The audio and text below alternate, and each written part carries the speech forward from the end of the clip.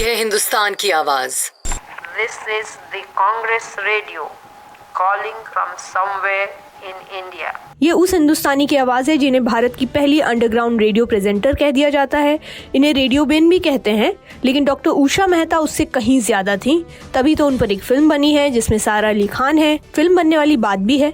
आखिर मेहता ने एक खुफिया रेडियो स्टेशन तब चलाया जब अंग्रेजों ने भारत छोड़ो आंदोलन के बढ़ते असर को देखकर गांधी और नेहरू जैसे प्रभावशाली नेताओं को गिरफ्तार कर लिया था। ये था कांग्रेस रेडियो। 14 अगस्त 1942 को शुरू हुआ ये रेडियो स्टेशन उस वक्त पूरे देश को उन खबरों के बारे में बता रहा था जिसे अंग्रेजों के भय में आकर अखबार भी नहीं बता पा रहे थे। 1969 में centre of south Asian studies को दिए इंटरव्यू में मेहता ने अपने इस जांबाज काम के बारे में बताया था। पहले वो सुन लीजिए, फिर आगे की बात करते हैं। When we heard the speeches of Mahatma Gandhi, Pandit Nehru, Sardar Patel, Maulana Azad and others in the AICC session held in Bombay in August, our determination to run a secret radio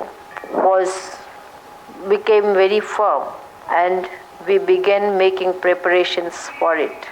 Mehta के लिए अंग्रेजों से पंगा लेना नई बात नहीं थी। अलग अलग संस्थानों को दिए इंटरव्यू से पता चलता है कि गुजरात में जन्मी मेहता ने पहला नारा 8 साल की उम्र में लगाया था और वो नारा था साइमन गो बैक। उसके बाद मेहता ने गांधी की डांडी मार्च से लेकर सविनय अवज्ञा आंदोलन यानी सिविल डिसोबीडियंस में भाग लिया। उनकी माने तो कुल मिलाकर आजादी से जुड़े हर अभियान में योगदान देने का जुनून उनमें शुरू से था। और फिर जब वो अपने परिवार के साथ बॉम्बे आई तब तक दूसरा विश्व युद्ध शुरू हो चुका था। Second World War broke out. India was declared to be a belligerent country, much against her own wishes. The leaders resented this very much, and so did Mahatma Gandhi, the father of the nation. The Quit India struggle began taking shape in his mind, and he used to give hints regarding this in the columns of his weekly Harijan. Bharat छोड़ो यानी quit India movement, इस आंदोलन ने अंग्रेजों को भारत छोड़ने के लिए मजबूर कर दिया। हुआ ये था कि 1940 में जिन्ना ने एक अलग मुस्लिम देश बनाने का प्रस्ताव लाहौर में रखा। उधर साउथ ईस्ट एशिया में जापान का रौब बढ़ रहा था जिससे ब्रिटेन परेशान था और जाहिर तौर पर भारत से पूछे बिना उसे दूसरे विश्व युद्ध का भागीदार बना दिया गया।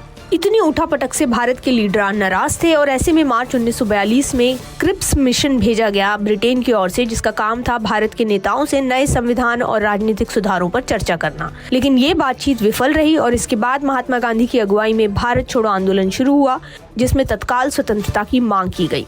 2 साल चले इस आंदोलन में कई गिरफ्तारियां हुई, कई विरोध हुए और इस आंदोलन ने ब्रिटिशर्स को बताया कि अब भारत पर नियंत्रण मुश्किल होगा।